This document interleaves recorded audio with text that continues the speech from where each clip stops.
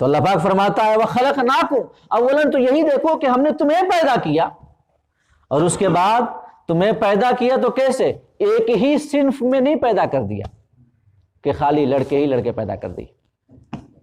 خالی لڑکیاں ہی لڑکیاں پیدا کر دی، نہیں، اللہ فرماتا ہے ازواجا، ہم نے تمہیں دو مختلف صنفوں کی شکل میں پیدا کیا ہے، دو مختلف صنف، مرد عورت، دیکھیں دونوں ایک دوسرے سے مختلف ہیں، جسمانی ساخت کے اعتبار سے، ذہنی قوت کے اعتبار سے، بدنی طاقت کے اعتبار سے، تقاضوں کے اعتبار سے، لوازمات کے اعتبار سے، اور جسمانی داعیات کے اعتبار سے دونوں صنف ایک دوسرے سے الگ ہیں، لیکن اللہ پاک فرماتا ہے کہ دیکھو تو صحیح کہ ہم نے تمہیں دو مختلف جوڑوں کی شکل میں پیدا کیا، دو مختلف صنف کی شکل میں، ان میں اختلاف ہے، بہت سارے اختلافات ہیں، لیکن ان اختلافات کے باوجود جو ذہنی ہے، جسمانی ہے، بدنی ہے، جذباتی ہیں، ان کے باوجود، ان اختلافات کے باوجود ہم نے انہیں ایک دوسرے سے نفرت کرنے والا اور دور بھاگنے والا نہیں بنایا۔ حالانکہ دیکھا جاتا ہے کہ جب ہم آہنگی نہیں ہوتی، اتفاق نہیں ہوتا، اتحاد نہیں ہوتا، اختلافات ہی ہوتے ہیں، تو اس سے نفور کا جذبہ جنم لیتا ہے کہ نہیں؟ دو انسان آپس میں مختلف ہیں فکر کے اعتبار سے، اسٹیٹس کے اعتبار سے، ایک امیر ہے ایک غریب ہے، طاقت کے اعتبار سے ایک کمزور ہے ایک طاقتور ہے، ایک حاکم ہے ایک محکوم ہے، تو جب اختلاف ہوتا ہے تو ایک دوسرے سے نفور ہوتا ہے، جدائی ہوتی ہے، لیکن افتراق ہوتا ہے، لیکن یہ خدا کی کتنی بڑی قدرت ہے اور اس کی کتنی بڑی حکمت ہے کہ اللہ نے انسانوں کو مرد اور عورت کی شکل میں پیدا کیا، ان میں بدنی اختلافات رکھے، جسمانی اختلافات رکھے، ذہنی اختلافات رکھے، جذباتی اختلافات رکھے، لیکن ان اختلافات کے باوجود ان کے اندر ایک دوسرے کے لیے جذبہ نفور اور دوری کا جذبہ نہیں پیدا کیا، بلکہ ان میں محبت اور کشش رکھ دی۔ یہ بھی خدا کی قدرت ہے نا، اختلاف ہو تو بھاگتے ہیں، لیکن وہاں ایک دوسرے کے لیے اللہ نے کشش رکھی ہے، محبت رکھی ہے، ایک دوسرے کے لیے اضطراب رکھا ہے، اٹریکشن رکھا ہے، اور یہ ایسا اضطراب ہے، اٹریکشن ہے کہ ایک دوسرے کے بنا جوڑ مکمل نہیں ہوتا ہے کہ نہیں؟ ایک دوسرے کے بنا اضطراب سکون سے منقلب نہیں ہوتا، اضطراب سکون سے تب بدلتا ہے جب وہ جوڑ بن جائیں، تو یہ بھی خدا کی کمال قدرت ہے۔ اللہ پاک نے اسی بات کو بیان کیا نا سورہ روم میں آیت نمبر 21 میں، وَمِنْ آيَاتِهِ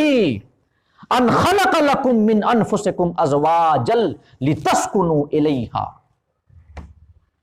کہ اللہ کی نشانیوں میں سے ہے، یہ اللہ کی نشانیوں میں سے ہے کہ اس نے تمہارے لیے تمہیں میں سے جوڑے بنائے، اس کی نشانیاں ہیں اس میں، کیوں؟ لِتَسْكُنُوا إِلَيْهَا، تاکہ تم اس سے سکون حاصل کرو۔ انسان غیروں کی محفل میں جا کر کے مضطرب اور پریشان ہوتا ہے کہ نہیں؟ اگر کوئی غریب ہو امیروں کی محفل میں چلا جائے تو کٹا کٹا فیل کرتا ہے، وہ یہ ہم کہاں آ گئے بڑے لوگوں کی محفل میں۔ اگر محکوم ہے حاکم کی مجلس میں چلا جائے تو اس کی جو ذہنی حالت ہوتی ہے اس سے اندازہ کیجئے وہ اندر ہی اندر کتنا پریشان ہوتا ہے، کہیں کوئی ایسی بات نہ ہو جائے جو مزاج شاہاں کے خلاف ہو، اس لیے کہ ان کے مزاج بڑے نازک ہوتے ہیں۔ تو انسان جب غیروں کی مجلس میں جاتا ہے، ان کی مجلس میں جاتا ہے جو کہ مختلف ہوں چاہے کسی اعتبار سے، تو مضطرب ہوتا ہے، پریشان ہوتا ہے۔ ہائے رے اللہ کی قدرت، دو صنفیں بنائیں، دونوں ایک دوسرے سے مختلف،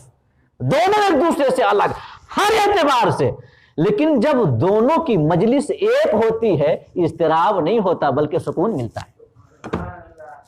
پریشانیاں نہیں ہوتی، بلکہ ذہنی اور قلبی طمانینت ملتی ہے، اطمینان ملتا ہے۔ یہ خدا کی قدرت نہیں تو اور کیا ہے؟ اللہ فرماتا ہے لِتَسْكُنُوا إِلَيْهَا، کہ تم سکون حاصل کرو۔ اس کے بعد فرمایا وَجَعَلَ بَيْنَكُمْ مَوَدَّةً وَرَحْمَةً، اور تمہارے بیچ اللہ نے محبت پیدا کی اور رحمت کے جذبات رکھے، محبت بھی اور رحمت کے جذبات بھی۔ علماء فرماتے ہیں کہ محبت سے مراد جنسی محبت ہے، اللہ نے جنسی محبت رکھی جو کہ اس اضطراب کو سکون میں بدلتا ہے۔ اور اس کے بعد اللہ پاک نے فرمایا وَرَحْمَةً،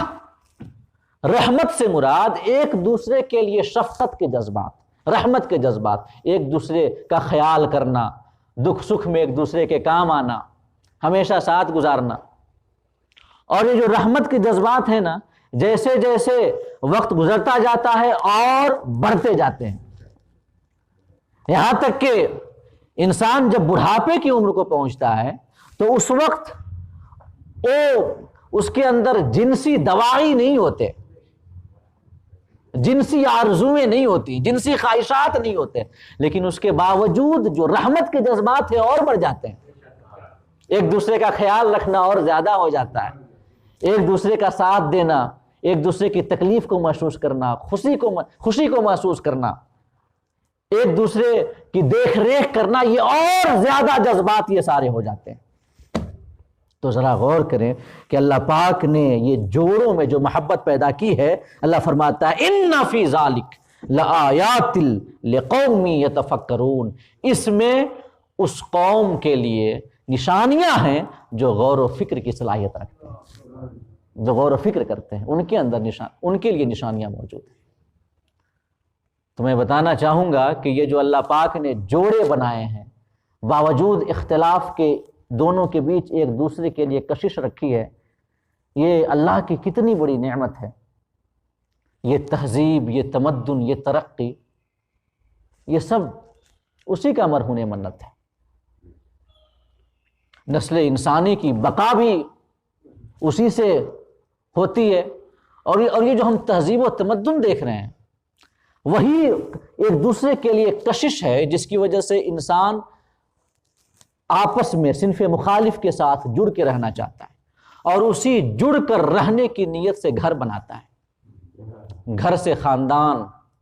خاندان سے گاؤں، محلہ، محلہ سے شہر، شہر سے ملک، ملک سے یہ تہذیب اور سویلائزیشن جنم لیتی ہے۔ اسی اللہ پاک نے جو جوڑا بنایا، اسی کی یہ سب کرشمہ سازیاں ہیں۔ یہ شادی بیاہ کا یہ جو سلسلہ ہے، اور یہ جو مختلف رشتے ہیں، مختلف رشتے، ماں کا رشتہ، بھائی، والد کا رشتہ، اور جو مختلف دوسرے رشتہ دار ہیں، وہ سب کے سب اسی اللہ کی تخلیق کی کرشمہ سازیاں ہیں۔ اگر اللہ جوڑے نہیں پیدا کرتا تو یہ کچھ نہ ہوتا، نسل انسانی کی بقا نہیں ہوتی۔ اور اگر جوڑے بنا بھی دیتا مگر ایک دوسرے کے لیے کشش اور محبت کے جذبات نہیں رکھتا، تو ہو سکتا ہے کہ نسل انسانی باقی رہ جاتی، تو جیسے حیوانوں اور جانوروں کی نسل چلتی ہے، چل جاتی، ہو سکتا ہے، لیکن یہ تہذیب جنم نہیں لے سکتی تھی۔ اللہ فقط جوڑے بناتا، صرف جوڑے، اور ایک دوسرے کے لیے محبت نہیں رکھتا، تو ہو سکتا ہے نسل تو آگے بڑھتی کہ جیسے جانوروں کی بڑھتی ہے،